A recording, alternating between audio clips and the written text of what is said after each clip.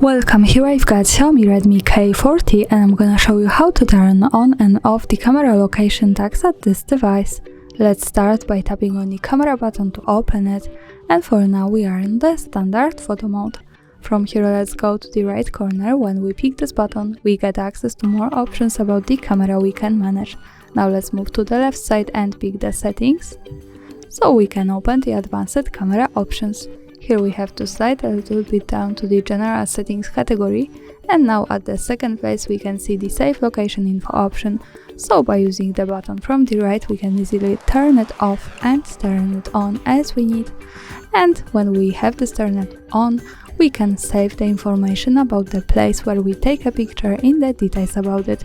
Here also the important thing is that to make it work correctly, when we want to save the actual location of our photo, we have to be connected with the internet, for example the Wi-Fi or mobile data, and we have to turn on the location of this device. So remember about these two parameters, the location and the internet, to make it work. And that's all, thanks for watching, subscribe our channel and leave the thumbs up.